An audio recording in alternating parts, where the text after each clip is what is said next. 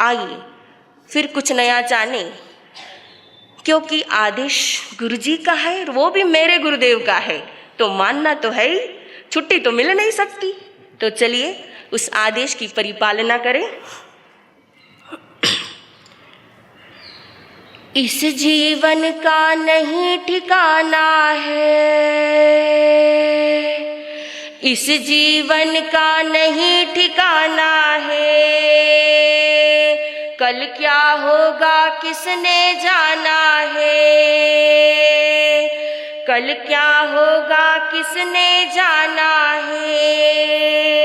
क्या तूने पाया है, क्या तूने खोया है, कर ले तू चिंतन मनन, क्योंकि सांस भी कभी बहु नहीं, हाँ, क्योंकि अनमोल है ये जीवन, अनमोल है ये जीवन, झूठी सारी जग की माया है, ढलती जू बादल की छाया है, झूठे ये रिश्ते हैं, झूठे ये नाते हैं, प्रभुवर की सच्ची लगन, क्योंकि अनमोल है ये जीवन, अनमोल है ये जीवन। प्रभुवर के यदि दर्शन पाना है, अंतर के चेतन को जगाना है, सच्चा सहारा है, जग से उबारा है, प्रभु ही है तारन तिरन, क्योंकि अनमोल है ये जीवन, अनमोल है ये जीवन। गुरुवर की यह बात निराली है, गुरुवर की यह बात निराली है, वाणी तो अमृत की प्याली है, वाणी तो अमृत की प्याली है, चरणों में वंदन है, श्रद्धाएं अर्पण है, चरणों में वंदन है, श्रद्धाएं अर्पण है, पावन ये तेरे चरण, क्योंकि अनमोल है ये जीवन, अनमोल है ये जीवन। भाई बहनों ने तप को ठाया है, भाई बहनों ने आइंबिल तप को ठाया है, अपने आत्म को जगाया है, दिल से ये वंदन है, तप का अभिनंदन है, मिलके करे हम सभी, क्योंकि अनमोल है ये जीवन, अनमोल है ये जीवन, अनमोल है ये जीवन।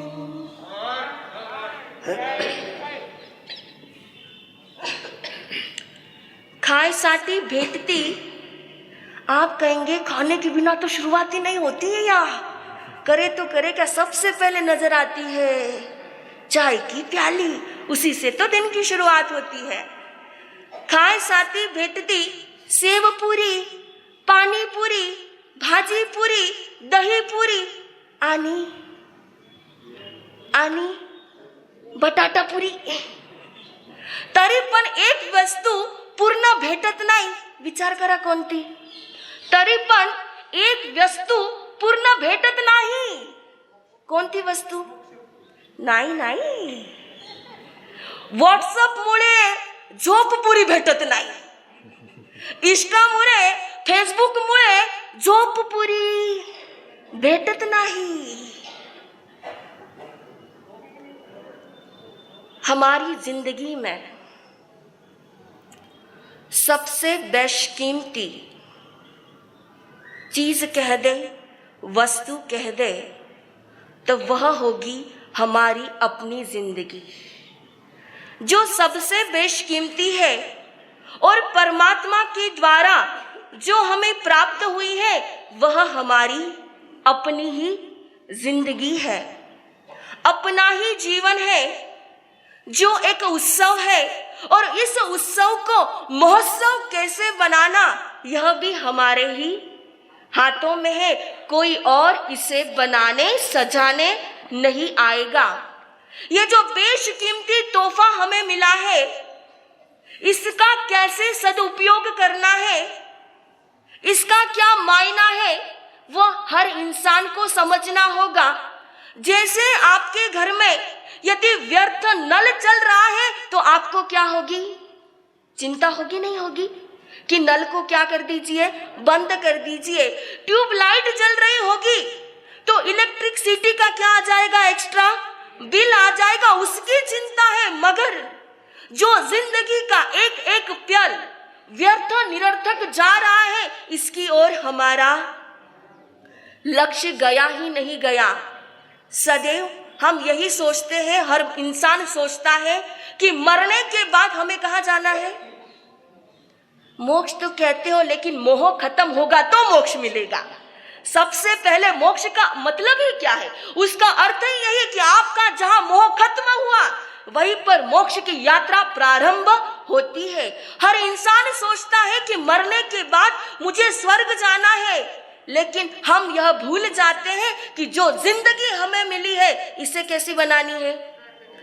हर इंसान, हर बंदा स्वर्ग तो जाना चाहता है, लेकिन यदि किसी को पूछ ले स्वर्गीय कौन कौन होना चाहता है, कोई नहीं। हमारे भाई साहब तो दोनों हाथ लटका रहे कि महाराज मैंने तो नहीं जाना है, बस स्वर्ग पाना चाहते हैं। लेकिन जो जिंदगी हमें मिली है उसे ही यदि हम स्वर्ग बना ले, उसे ही हम ऐसे सुखों के अंदर, आत्मिक सुखों के अंदर ढाल ले, जो हमारे रिश्ते नाते हमसे दूर दूर है, बिखरे हुए हैं, उन मोतियों को क्या कर ले, हम पिरो ले। जैसे यह तो जिंदगी है, इसमें कई तरह के कलरिंग होंगे, रंग होंगे। जैसे दशहरा आ गया है और हमारे महाराष्ट्र में दशहरे से ही पहले रंगोली बनाना की शुरुआत की जाती थी। और कोई भी रंगोली की डिजाइन एक कलर से सजती है, जब तक अनेक कलर के रंग उसमें नहीं मिलेंगे उसकी बनावट, दिखावट, सजावट में वो रौनक नहीं आ सकती। ऐसे ही हमारी जिंदगी है, इसमें सुख का रंग भी आएगा तो दुख का रंग भी आएगा, तभी तो जिंदगी जीने का मजा हमें आ पाएगा। विश्व विजेता सिकंदर जब दुनिया से जा रहा था तो कहा कि 12 घंटे की जिंदगी मुझे दे दीजिए, मैं सारा साम्राज्य लुटाने को तैयार हूं। लेकिन वह उस दौलत से, उस शोहरत से अपनी जिंदगी खरीद नहीं पाया। इसलिए उसने जाते जाते कहा कि जिसने पूरी दुनिया को जीता, विश्व विजेता बना, आखिर में वही अपनी जिंदगी से हार गया।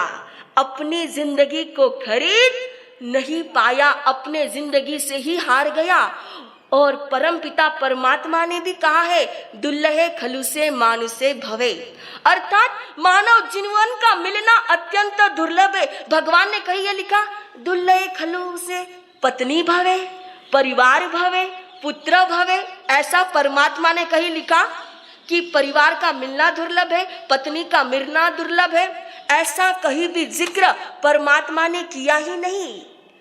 एक बंदे को हमने पूछा कि आप जी क्यों रहे हैं, जिंदगी में आए हैं तो आप क्यों जी रहे हैं? तो सोचा कोई अच्छा आंसर मिलेगा, कोई अच्छी बात कहेगा। उसने उठा के बोल दिया, महाराज साहब मर नहीं रहे इसलिए जी रहे हैं, कि जय हो। और फिर कहा कि आप इंसान क्यों बने? तो कहा बनना था जो बन गए, लेकिन अब नहीं बनेंगे। मतलब पता नहीं वो क्या और बनना चाहता है, इसकी ओर लक्ष्य ही नहीं उसका। कि हर वक्त हमारा ऐसा ही बीता जा रहा है। बनारस से निकले एक पंडित जी विश्व यात्रा पर, यात्रा करते करते एक अच्छे रमणीय स्थान पर पहुंचे, जैसे आपका बिबेवाड़ी हिल स्टेशन है। यहाँ आकर जो बीमार होते वह भी क्या हो जाते हैं, स्वस्थ हो जाते हैं। और स्वस्थ होना ही है, क्योंकि गुरुदेव जो यहाँ विराजित है, उनका आभा मंडल जो सबको प्राप्त होता है। तो वह पहुंचा एक रमणीय स्थान पर और शुरुआत में ही सबसे पहले गार्डन देखा, उसका मन हरा भरा हो गया।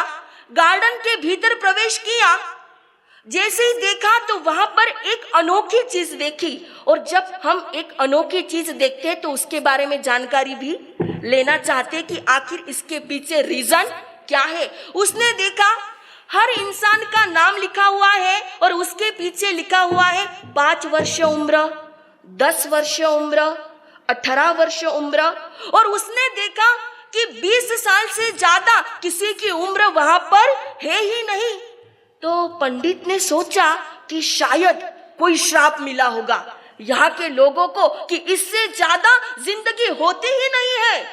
वो विचार ही कर रहा था, तब तक उस शहर के लोगों का आवागमन बढ़ा। वो जैसे आए और उन्होंने पंडित को देखा, प्रणाम किया और कहा कि हमारे नगरी का भाग्य है कि आपका पदार्पण यहाँ पर हुआ है।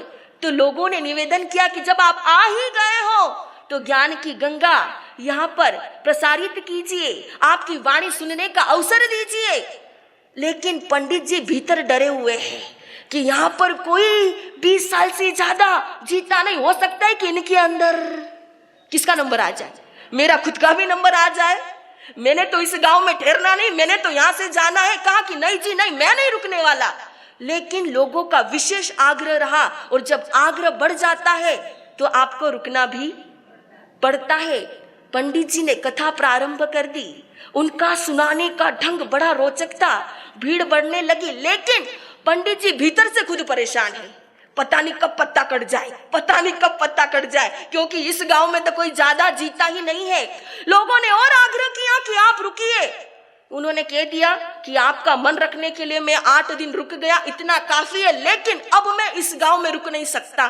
तो लोगों ने पूछा क्या कोई अविनय असाधना हो गई, कोई अभक्ति हो गई, आप रुकना नहीं चाहते?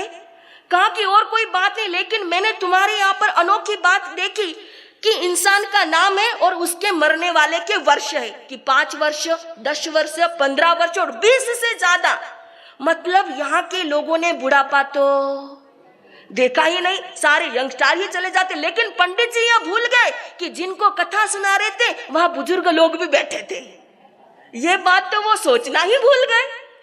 तो लोगों ने कहा गजब करते हो पंडित जी आप, आपने तो इतनी पोथियां पढ़ी है, इतना ज्ञान हासिल किया है, फिर भी आप डर रहे हो, डगमगा रहे हो। कहा कि हमारे यहाँ पर एक रिवाज है कि दिन भर में जितने घंटे हम धर्म में व्यतीत करते हैं, जितने घंटे परमात्मा का नाम लेते हैं, उतने घंटे हम डायरी में नोट करते हैं। हमने एक डायरी बना रखी है और उसमें नोट करते हैं कि आज पूरे दिन भर में 10 घंटे या 2 घंटे हमने सार्थक किए। और जब इंसान दुनिया से चला जाता है तो सबसे पहले हम उसकी डायरी खोलते हैं, उसमें देखते हैं कि बंदे ने कितने घंटे धर्म के नाम, परमात्मा के नाम, ईश्वर के नाम किए हैं। उसका काउंट करते हैं और मरने पर वहां पर उतने ही वर्ष गिनते हैं, बाकी के वर्ष हम नहीं गिनते। तो कितनी प्यारी डायरी आज से आप भी बना लीजिएगा कि इतने घंटे सामायिक में गुजारे, प्रतिक्रमण में गुजारे, प्रवचन में गुजारे। सही मायने में वही तो जिंदगी है, बाकी तो सिर्फ अच्छी है, बाकी तो सारी की सारी दुनियादारी है। तो यह संकल्प लीजिए बस इन शब्दों के साथ। ओम शांति।